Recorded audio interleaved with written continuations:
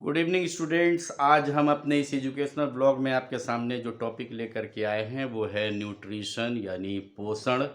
इस ब्लॉग में हम कोशिश करेंगे आपको ये बताने की कि न्यूट्रिशन होता क्या है, जो न्यूट्रिएंट्स होते हैं यानी पोषक तत्व जो होते हैं वो कौन होते हैं। हम आपको बताने की कोशिश करेंगे कि न्यूट्रिशन कितने प्रकार का होता है और जो न्यूट्रिशन के जो प्रकार होते हैं उनमें और भी जो छोटे मोटे प्रकार होते हैं जिसको हम लोग सब प्रकार कह सकते हैं, अंग्रेज़ी और हिंदी का मिक्सचर है। तो वो हम आपको इसमें बताने की कोशिश करेंगे। तो जो सबसे पहली चीज़ है वो है कि भाई न्यूट्रिशन होता क्या है, पोषण होता क्या है। तो सोर्स ऑफ एनर्जी जो होती है वो सोर्स ऑफ एनर्जी जो बाहर है उसको हम अपने शरीर के अंदर जब लाएंगे तो ये प्रोसेस जो है वो कहलाता है nutrition. That means nutrition is the process of bringing in the source of energy that is present outside.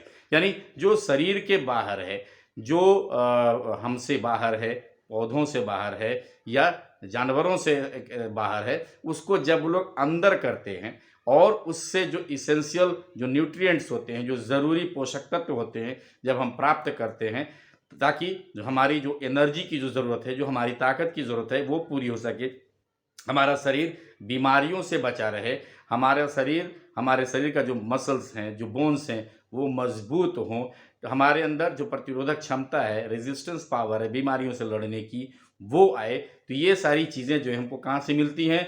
ये सारी चीज़ें हमको भोजन से मिलती हैं। और भोजन क्या होता है? हमारे से शरीर से बाहर होता है। हम उसको अलग अलग रूप में या तो रॉ मटेरियल्स के तौर पे, पदार्थ के तौर पे, या उसको मॉडिफाई करके अपने हिसाब से उसका सेवन करते हैं, उसको हम लोग खाते हैं और फिर जैसे ही हम उसको खाते हैं the whole process is called nutrition. इस प्रोसेस को हम लोग न्यूट्रिशन बोलते हैं। अब आइए कि न्यूट्रिशन के प्रकार कितने होते हैं। तो न्यूट्रिशन दो प्रकार के होते हैं जैसा आप सभी जानते होंगे। एक होता है ऑटोट्रॉपिक, दूसरा होता है heterotrophic. Autotrophic is the mode of nutrition in which the organism is capable of making its own food, जिसमें जो ऑर्गेनिज्म है वो अपना भोजन खुद बना सकता है, तो हम उसको बोलते हैं ये ऑटोट्रॉपिक न्यूट्रिशन है। तो ये अपना भोजन खुद बनाने की जो प्रक्रिया होती है वो कुछ एक माइक्रो ऑर्गेनिज्म्स को छोड़ दिया जाए एक्सेप्शन में, अपवाद में, तो जनरली ये जो प्लांट्स होते हैं, जो पौधे होते हैं, वो सभी ऑटोट्रॉपिक होते हैं। और प्लांट्स के अलावे या कुछ एक जो बैक्टीरिया जो मैंने बताया कि वो उनके अलावे जो होते हैं ऑर्गेनिजम्स, वो सब के सब हेट्रोट्रॉपिक होते हैं। तो जैसा नाम से पता चल गया, ऑटोट्रॉपिक यानी वैसे ऑर्गेनिजम्स, वैसे जीव जो अपना भोजन खुद बना सकते हैं। तो अपना भोजन खुद कौन बनाते हैं? प्लांट्स बनाते हैं, मैंने बताया, और कुछ एक बैक्टीरियाज बनाते हैं। तो देखिए उनमें भी दो तरह के जो हम ऑटोट्रॉपिक्स जो बोलते हैं उनमें दो प्रकार के का न्यूट्रिशन होता है। एक को कहते हैं फोटोसिंथेटिक न्यूट्रिशन ऑटोट्रॉप्स, और दूसरा जो होता है वो होता है केमोसिंथेटिक ऑटोट्रॉप्स। अब ये दोनों में क्या फर्क है? फोटोसिंथेटिक ऑटो जो ट्रॉप्स होते हैं वे सूरज की रोशनी की मदद से वो खाना बनाते हैं। ठीक है, हम सभी जानते हैं कि पौधा ज़मीन से पानी H2O लेता है और खनिज पदार्थ लेता है, और साथ ही साथ एटमॉस्फेयर से वो CO2 लेता है, और in the presence of sunlight and chlorophyll का होना बहुत ज़रूरी है, जिसकी वजह से पौधे हरे होते हैं। क्लोरोफिल क्या है इसके बारे में फिर हम आपको अगले कभी अपने एजुकेशनल ब्लॉग में बताएंगे। तो क्लोरोफिल का होना बहुत ज़रूरी है, और सूरज की रोशनी के प्रेजेंस में जब वो पौधे खाना बनाते हैं, उस H2O और CO2 को मॉडिफाई करते हैं, तो उसकी वजह से जो बनता है वो बनता है कार्बोहाइड्रेट, जो हमारे लिए एनर्जी देता है। साथ ही साथ ऑक्सीजन बनता है, और जो पानी है वो रह जाता है, साथ ही साथ एनर्जी हमको जो मिलती है। तो कहने का मतलब है कि ये जो हम कार्बोहाइड्रेट खाते हैं वह एनर्जी हमें देता है, हमारे बॉडी को देता है, या जो भी जानवर हैं उनको जो एनर्जी रिक्वायरमेंट होती है वो उसी कार्बोहाइड्रेट से मिलता है। तो अब हमने बताया कि जो फोटोसिंथेटिक है, तो photosynthetic autotrophs are those organisms that use sunlight, और ये सिर्फ प्लांट यूज करते हैं अपना भोजन खुद बनाने के लिए। दूसरा होता है वो होता है केमोसिंथेटिक, जैसा मैंने बताया कि जो केमोसिंथेटिक होते हैं वो केमिकल सब्सटेंस का इस्तेमाल करते हैं, ये केमिकल एनर्जी का इस्तेमाल करते हैं किस चीज़ के लिए, अपनी और न्यूट्रिशन की ज़रूरतों को पूरा करने के लिए। ये लाइट का इस्तेमाल नहीं करते, और ये जनरली जो बैक्टीरिया होता है वही सब केमो सिंथेटिक ऑटोट्रॉप्स होते हैं। दैट मीन्स वो केमिकल एनर्जी का इस्तेमाल करते हैं, उनको लाइट की ज़रूरत नहीं पड़ती। तो आपने देखा कि ऑटोट्रॉप्स में दो प्रकार के ऑटोट्रॉप्स हो गए, एक फोटोसिंथेटिक जो सूरज की रोशनी का इस्तेमाल करते हैं अपने भोजन को बनाने के लिए या अपनी न्यूट्रिशन की ज़रूरतों को पूरा करने के लिए। दूसरा होता है केमोसिंथेटिक जो केमिकल एनर्जी का इस्तेमाल करते हैं अपने भोजन को बनाने के लिए या जो अपनी ज़रूरतों को पूरा करने के लिए जो उनकी न्यूट्रिशनल ज़रूरत होती है। अब हम आते हैं जो नेक्स्ट है वो है हेट्रोट्रॉपिक। तो जैसा ऑटोट्रॉपिक्स है जस्ट उसका अपोजिट हेट्रोट्रॉपिक होता है। हेट्रोट्रॉपिक्स आर डिपेंडेंट ऑन ऑटोट्रॉप्स, वे अपना भोजन खुद नहीं बना सकते, वो निर्भर रहते हैं किसके ऊपर, ऑटोट्रॉप्स के ऊपर। यानी जो खाना खुद बना रहे हैं जैसे पौधे हो गए, ठीक है, प्लांट्स हो गया, उसके ऊपर वो डिपेंड करेंगे, अपना भोजन वो खुद नहीं बनाते। या तो उस प्लांट के या प्लांट के प्रोडक्ट्स को वो रॉ खा जाते हैं या उसको मॉडिफाई करते हैं अपनी रिक्वायरमेंट के हिसाब से, टेस्ट के हिसाब से, और उसके बाद उसको कंज्यूम करते हैं। तो हम इसमें जब हम आते हैं तो इसमें हम देखते हैं कि जो हर्बीवोरस है, हर्बीवोरस में भी बहुत सारे अलग अलग प्रकार होते हैं, जिनमें हेट्रोट्रॉपिक्स में उनमें सबसे जो पहला होता है वो होता है हर्बीवोरस। आपने नाम सुना होगा, पढ़ा भी होगा। Herbivorous are those organisms that consume only plants, वे सिर्फ पौधे का, जो जानवर पौधे को खाते हैं, सिर्फ पौधे को खाते हैं, पौधे के प्रोडक्ट्स को खाते हैं, उनको हम लोग हर्बीवोरस कहते हैं। ठीक है, नेक्स्ट है वो है कार्निवोरस।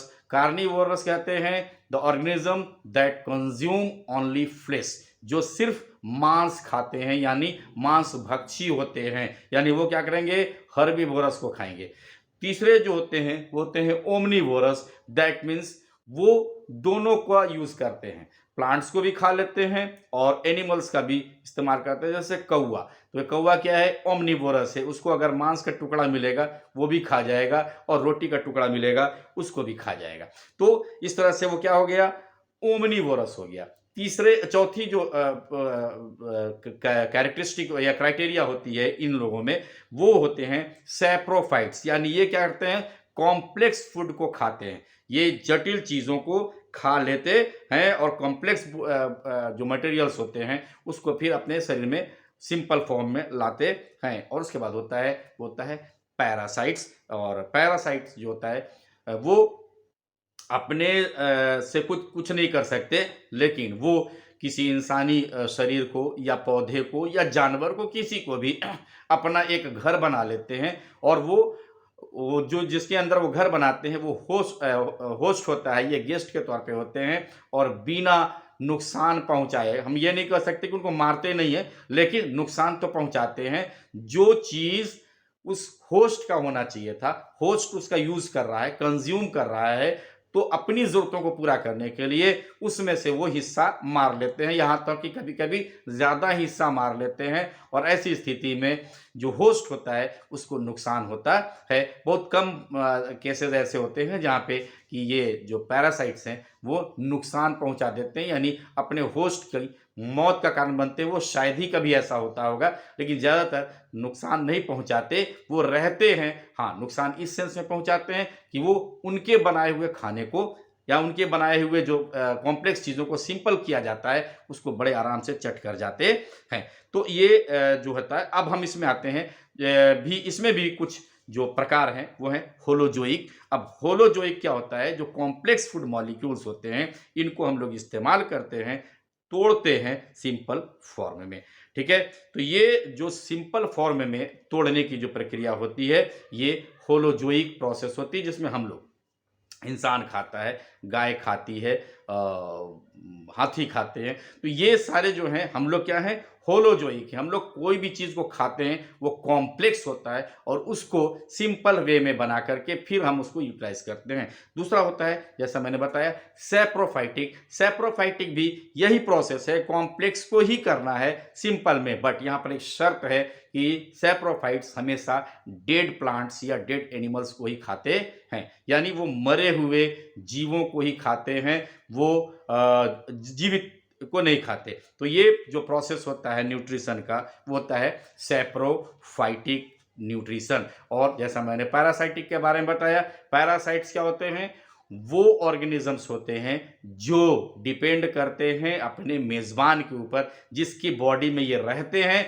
चाहे अंदर में रहें चाहे बाहर में रहें, तो उसको उसके ऊपर वो डिपेंड करते हैं टोटली, उसको मारते नहीं। प्रायः यही देखा गया है कि वो मारते नहीं है, लेकिन उससे जो इसेंशियल न्यूट्रिएंट्स हैं वो अपना प्राप्त करते रहते हैं, उससे उनके होस्ट को थोड़ा सा तो नुकसान होता ही है। अब मैं आपको एग्जांपल दे देता हूं, जैसे पैरासाइट्स का एग्जांपल हम लेते हैं तो इंसान के शरीर में जैसे जूं, तो जूं क्या है, वो हमारे शरीर से इसेंशियल जो न्यूट्रिएंट्स हैं वो इस्तेमाल करते हैं, हमारे लिए वो नुकसान ही पहुंचाते हैं, लेकिन जूं से किसी की मौत नहीं होती। उस तरह से टेप वर्म जो हमारे शरीर के अंदर होता है, हमारी अंतड़ियों में होता है, तो वो भी हमारे से जो ज़रूरी चीज़ें जो हम कॉम्प्लेक्स फूड को सिंपल में बनाते हैं उसको वो आराम से इस्तेमाल करते रहते हैं। या आपने देखा होगा अमरबेल, कुस्कुट्टा जिसको बोलते हैं, अमरबेल, वो जिस पौधे पर रहेगा वहाँ से वो इस्तेमाल करता है, उसके जो जाइलम फ्लोएम जो होते हैं, जो खाना पानी को ऊपर पहुँचाते हैं या बने हुए खाने को